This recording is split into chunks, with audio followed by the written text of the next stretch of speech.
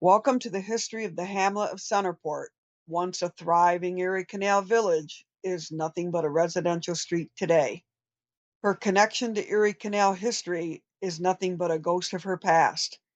That's why these programs are so vitally important, because it gives you the opportunity to bring back to life the stories of so many families preserving their legacies for years to come.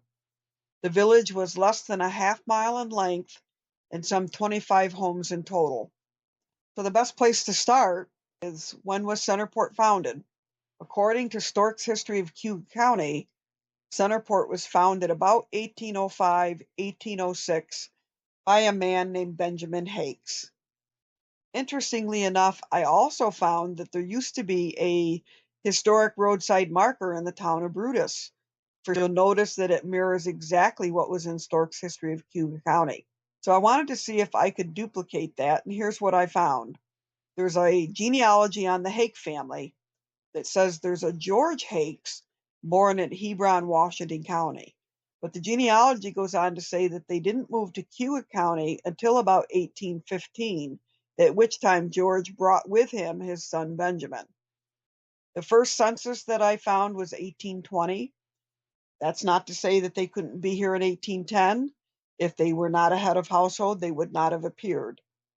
So far, the earliest one that I found was dated in 1822, when George bought 100 acres in Lot 63 from Thaddeus Wood. George didn't keep this land very long, because the same month he bought it, he sold half of it to Ira Hopkins. Then the next month, he sells the other half to Henry Hopkins. And it's Henry's deed that mentions that it borders a village lot, and the lot is owned by Isaac Bogart. So there's more work to be done. The earliest land deed so far that mentions a village lot was in 1824, but it doesn't give you the name of the village. So what was our name? Some of the earliest maps mention it as Centerville. That reference was because it was located equal distance between Port Byron and Weedsport. Others listed as Centerport, but you'll notice the variation of spelling. Well, is there any significance to that?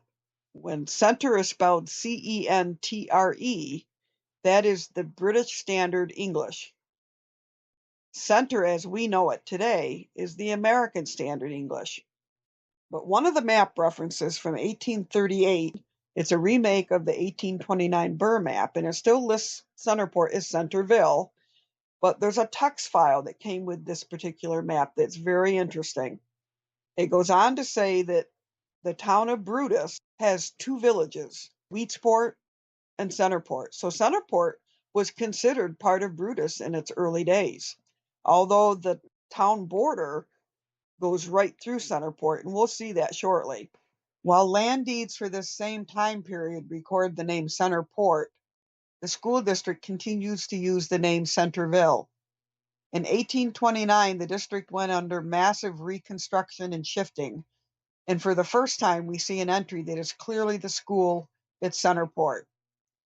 Modern ImageMate maps also provide a location for the school. In addition, it gives us the lot size. The school was located on the former Pigeon Lot. There is a deed in 1838 from Deacon Ariel Jacobs where he sells land for School District 16, which is the Centerport School.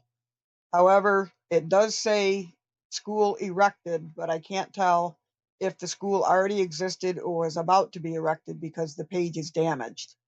The Centerport School operated through the 1930s. It was dropped from the tax assessment rolls after 1937, at which time the students were transferred to the new Central School in the village of Port Byron. After the school closed, the Pigeon family converted the old schoolhouse into a garage. The school would take elementary students there for field trips so that they could see the original chalkboard that once stood on its walls. Sadly, the garage no longer stands today. That school is now gone.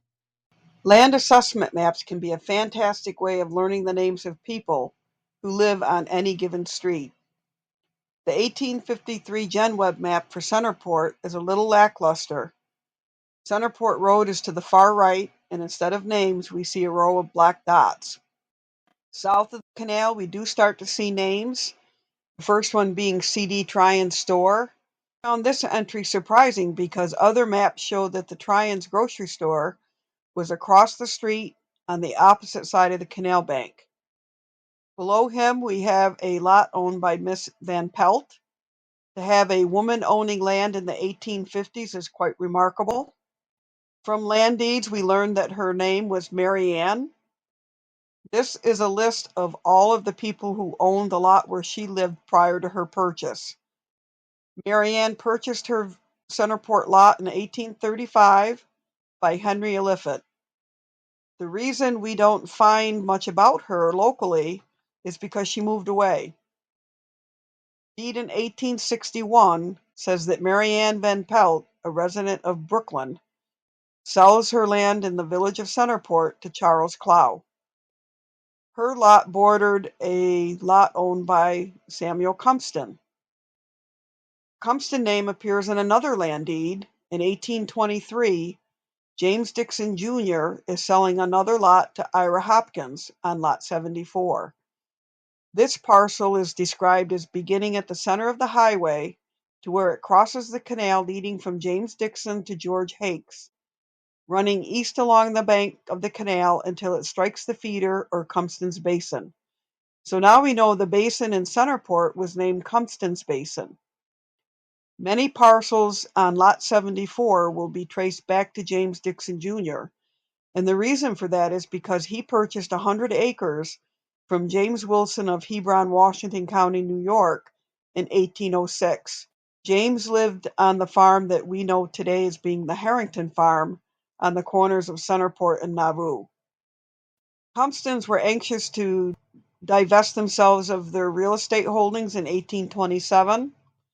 Here we have an ad from Samuel Cumston listing many parcels that he owned in central New York.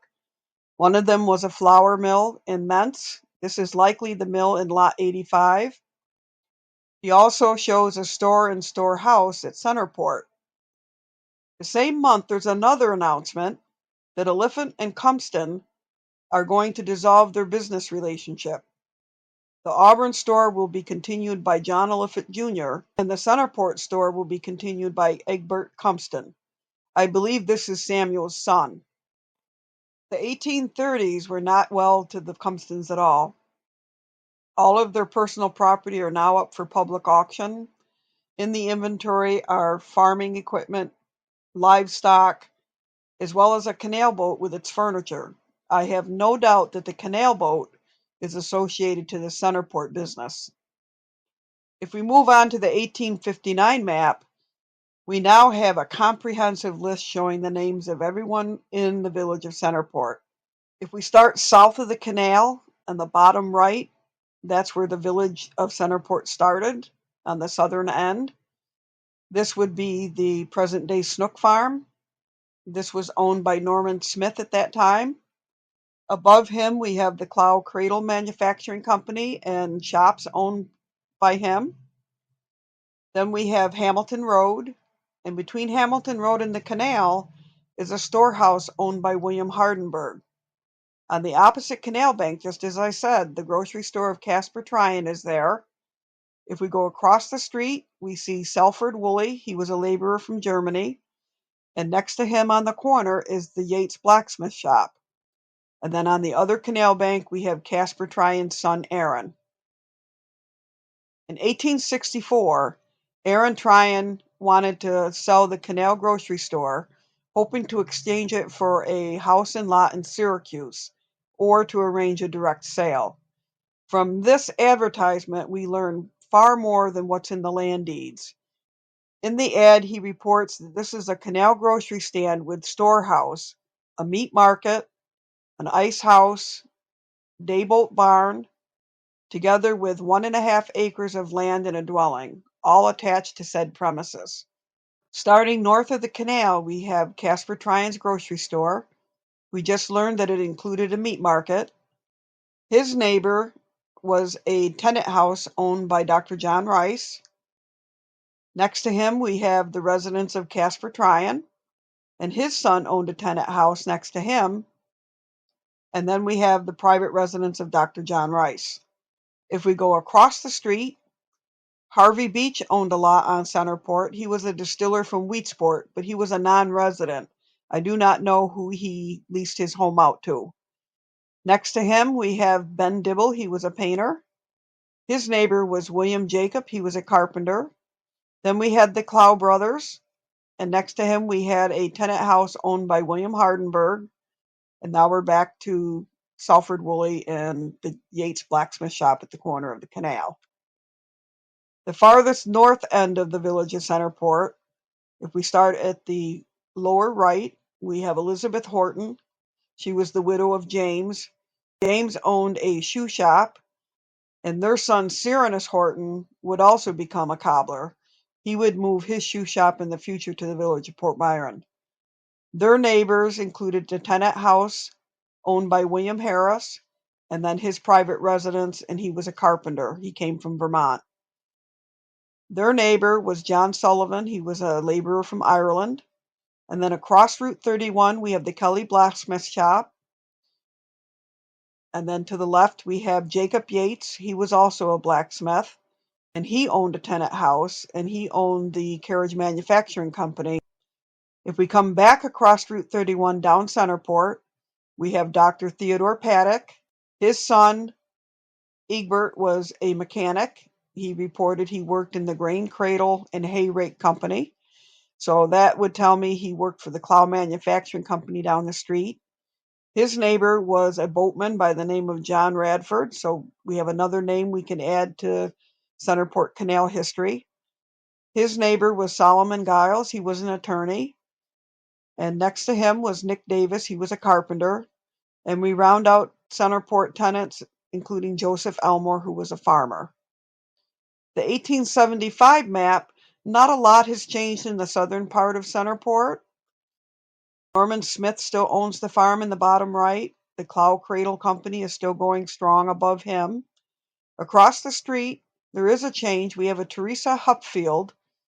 She is the widow of Salford Woolley, who lived across the canal bank in the previous map, and she's now the second wife of Charles Hupfield. Next to her is the McNary home with a big barn. That's where Aaron Tryon used to live. There is a will for Teresa Hupfield. Her name sometimes is listed as Hopefield, but her will is under Hupfield. And she clearly made this will to clarify that she owned property separate and apart from her second husband. And she wanted to bequeath her own real estate, leaving $200 to her daughter Carolyn Brown of Michigan, $100 to her daughter Emma Woolley, and to her second husband Charles, she leaves one bed, 2 sheets, 2 pillows, 2 pillowcases, and 2 quilts. The remainder of her estate was to be divided equally between her 3 daughters, Frances Fox, Caroline Brown, and Emma Woolley. Her will was witnessed by neighbors Casper and Maria Tryon. Think about this, folks. 1872, a woman owning land separate from her husband, having complete control over who it goes to, and she didn't even have the right to vote. Not only that, she's a first-generation American. She was from Germany. She was truly living the American dream right here in Centerport. If we continue on past the canal, Tryon was successful in selling the canal store. It's now owned by Peter Van Wee. Next to him, we have David Morris, who was a farmer. Next to them is Casper Tryon, who was a farmer. Above them, we have Hugh Quinn. He worked for the railroad, and he was from Ireland. His neighbor was widow Anne Carney, widow of Patrick Carney. She was from Ireland. And if we go across the street, we find a Dennis Flynn. He was a laborer from Ireland. His neighbor was Octavius Lewis. And you'll notice that Dr. John Rice has moved, so he's now living in a parcel across the street. His neighbor was Mary Griffin. She was a housekeeper from Ireland. Then we have Thomas Nolan from New York and James Nolan, a blacksmith from Ireland. We round out the northern part of Centerport. In the bottom right, Clement Myers. He was a cradle maker from Germany. Patrick Carnes, he was a railroad worker from Ireland. Above him, we have the widow of William Harris. His wife Lydia still lives in Centerport. Then above him, we have Jacob Yates. He's given up his carriage making and his blacksmith shop. He's now selling insurance. If we come back across Route 31, down Centerport, the Radford home, the husband has passed away. It's owned by Matilda, but the building is vacant. Her neighbor was Hugh Quinn, who worked on the railroad. He was from Ireland. Then we have the schoolhouse. So this would be the pigeon lot. Next to them, we have John Martin. He was from Ireland. He was a laborer. And his neighbor was Julia Moriarty. She was a housekeeper from Ireland. She purchased her land as a widow with her teenage sons from Aaron Tryon. So there's a big shift in Centerport from the 1850s, where there are a lot of tenant homes, to the 1870s, where we have first-generation Americans owning land. Truly is really an amazing story. I had no idea that Centerport had an immigration connection, but it is a testament to how open and welcome they were to accepting newcomers. The 1900s would continue to bring even more change to the village of Centerport. If we look at the 1904 GenWeb map, we can see changes reflected here as well.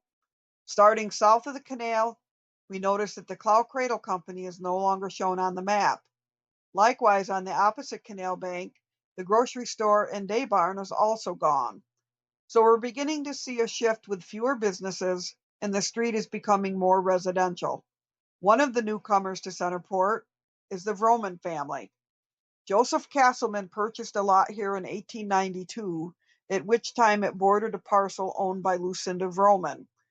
Lucinda was his sister, and she was the wife of Ebenezer Vroman. A year later, Joseph Castleman sold his lot to his nephew, Charles Vroman. Ebenezer and his sons were all canalers, and the family connection to the canal didn't end there. If we go across the street, we find David Stiles. His wife was Emma Vroman. She was also a daughter of Ebenezer and Lucinda. I like to describe the Vroman family of this time period as the rock stars of Centerport because their comings and going appeared in the social columns of the day on a regular basis. In 1907, we find an article that Charles Vroman had been arrested for driving 3 gelded mules, which meant that the mules had skin injuries, often associated with saddling or other type of friction. But it wasn't his arrest record that caught my eye. It was the very last sentence that says he is employed by a Tonawanda man. We learned last year from Pearl that her father, William Kilmer, also was a boat captain hired by a man from Tonawanda. So now we have 2 Centerport families, the Vromans and the Kilmers, both being employed on the canal with a connection to Tonawanda. I haven't solved that mystery yet, but it's something that will require additional research. I would like to know if both of these families were employed by the same outfit out of Tonawanda.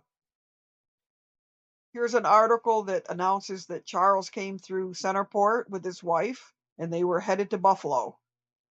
We also learned from newspapers that Charles sometimes took passengers with him. Here he is with a Mrs. Ethel Newcomb of Buffalo, and they came through and they're headed to Tonawanda. It's almost like they're saying, hey, honey, when we get to Centerport, let's pull over and pick up the kids. And that's exactly what they did. Bert and Ray joined them on the boat at Centerport, and they spent the rest of their summer vacation with the family on the boats. Pearl is going to offer some additional information of the Romans and how they used the canal. It's something that's not in a history book anywhere. It's her personal knowledge. So let's join Pearl as she tells us more. Along where your mother and father's trailer is what they call square docking. On this side is flat docking, and a boat can't tie up on this side. But on that side, the square docking, it went right down like that. There's where the Roman side, there's no boats in the winter. And they tied them over there. That was their parking place in the winter. One of the wall sections that Pearl's describing is today collapsed. It is adjacent to the home where I grew up, where my parents lived. Where the white arrow is, there used to be a solid wall with a tapered stairs. and to the right is a drainage ditch that ran behind my parents' house that emptied into the Erie Canal. I did find another wall similar to what used to be in Centerport. Thank you to Kent Graham from Phelps, New York, for the use of his picture. David Stiles also stored his boats, but he stored his on the heel path to the canal at Centerport. Sadly, in 1908, there was a drowning where a young James Fiedler of Hamilton County had an accident and perished at Centerport in the canal. He was displaced from his family and came to Centerport, did odd jobs for farmers in the area, and David Stiles gave him refuge by allowing him to stay in the quarters of the cabin on one of his boats. They found his hat in the canal. He didn't report for work, so they went looking for him, and William Kilmer and David Stiles used a pike pole and found his remains between the boat and the canal wall. Centerport did have some uninvited guests. This 1906 article describes a band of gypsies coming in and pitching up tents along the canal bank in an area that the locals called Burdock Park. Centerport did have a lot of undesirable vegetation, lots of burdocks, wild thistle plants, and we even had buckthorn bushes. In 1909, they described an even larger band of gypsies coming, this time all the way from New Jersey, about 40 in number, arriving with valuable horses and wagons. And once again, they chose to pitch their tents at Burdock Park. If you search newspapers of this time period, you will find reports of similar events throughout New York State. Syracuse reported that Central New York had 3 hot spots at the time. One was Elbridge, the other was Iona, and the last being the village of Centerport. The residents in Centerport got along quite well with our visitors, but trouble always seemed to happen when they left. In 1913, here's an article about the gypsies leaving Centerport only to stop in the village of Wheatsport, where they came across a construction crew working on a private residence, and among the workers was a gentleman by the name of Egbert Treat. The women got off their wagons, approached Mr. Treat, and asked him if he would be kind enough to light their cigarettes. Well, of course, he said sure, only afterwards to discover he had been pickpocketed.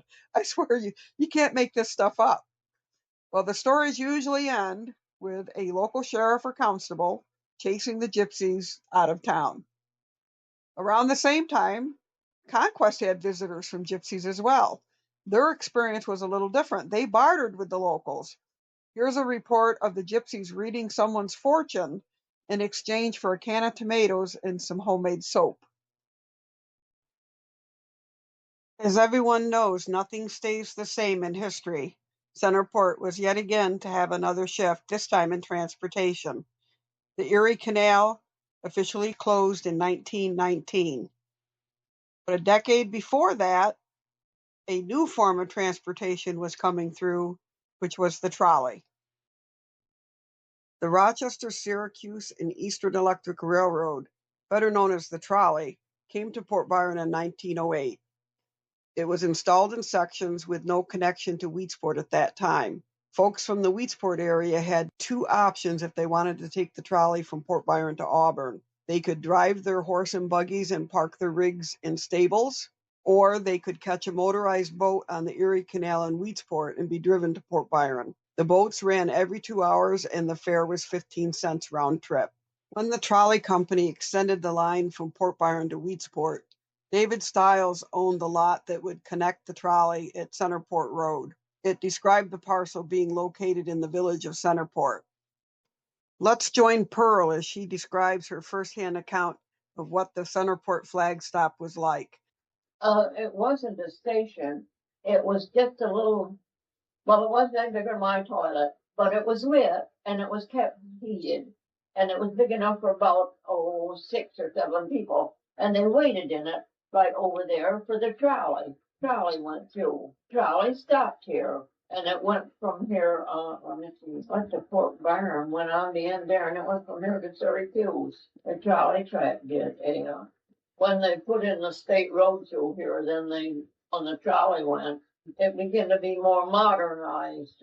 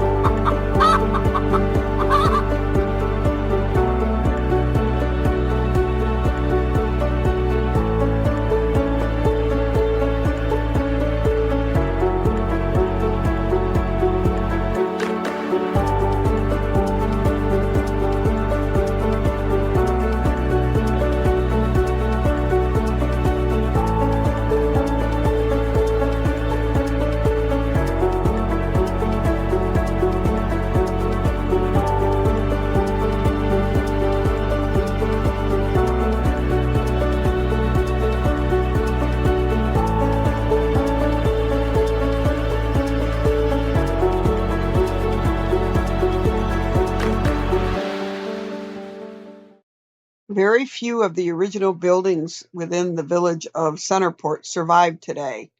I'd like to review those that are still standing. We're going to start south of the canal at the bend, which would have been the farm of Norman Smith. Pictured here is the original farm. It was built in 1860. Norman didn't pass away until the 1890s, so obviously this home was built during his lifetime. His wife sold the building after he passed away, and this picture was taken about 1910, and you'll notice there's a young couple under the tree with a horse. That is the subsequent owners, Charles and Grace Summers. To the right is a present-day picture of the same building. You'll notice vast improvements to the home with a wraparound porch. The Snook family have been wonderful stewards in maintaining this lovely farm. Out of all of the surviving structures within the old village of Centerport, the Snook farm is by far the most substantial. The next home is that of Raymond and Frances Vroman.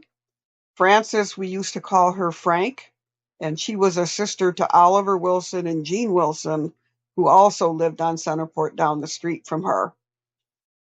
This building today is owned by Thomas Dull, and it was built in 1840. Across the street is the home of Earl and Charmaine Lubner. This home was built in 1900. To this day, I'm amazed he had not driven his car into the Erie Canal. He would pass our home literally hanging out the car door, yelling at my younger sister, "Hey, Smiley," just to get a reaction out of her. He was a lot of fun to have in the neighborhood, and I'm sure that the dynamics of Centerport would have been very different had he not lived in Centerport. He was a very, very close friend with my mother. The next home down the drive next to that house is the home of Jimmy and Jeanette Wilson. Today it's owned by Greg and Janine Wilson. It was built in 1850. Across the street from them is the former Ralph and Betty Dixon home. Greg and Janine own this home today as well. This home was built in 1849. Then down the street toward 31 is the Pigeon home. This was the property that had the one-room schoolhouse on it. It is to the left of the building. It's no longer standing today. It's just a cement slab. This home was later owned by the Bass family, and today it's owned by Gary Dimmick. The home used to have a beautiful front porch on it. It's no longer standing, but the home is still there. It was built in 1870. We're going to join Pearl as she talks about what it was like living in Centerport in her lifetime and some of her neighbors. Doctor from here, Philip Humphrey. And he was a doctor, and up here to the O'Hara's farm, there was David Monroe was a doctor. And on up the road to First Farm, the other place, there was Jimmy Flynn that was a doctor too.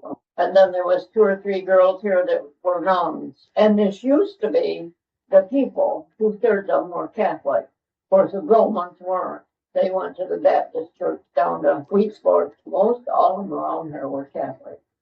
Centerport used to be awful close. The Balls up here and the Monroes and the Flynns and all of that used to be awful close. Oh, there's a lot of history on Centerport, and they're good memories.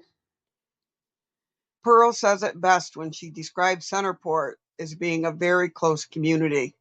She was the keeper of many family stories, and she passed that legacy down to us in an interview that took place in the late 1980s, which was captured on cassette tape. That tape sat idle for 37 years. Thanks to modern technology, much of the content of that interview has been extracted and preserved. That, combined with many hours of long research, preserves the history of the hamlet of Centerport for many generations to come. While there's more work to be done, land deeds often provide an additional name that has not been seen before, and with every new name are new stories. I hope you have enjoyed learning more about the history of the hamlet of Centerport, an old Erie Canal village that is today a residential street. Thank you so much for coming.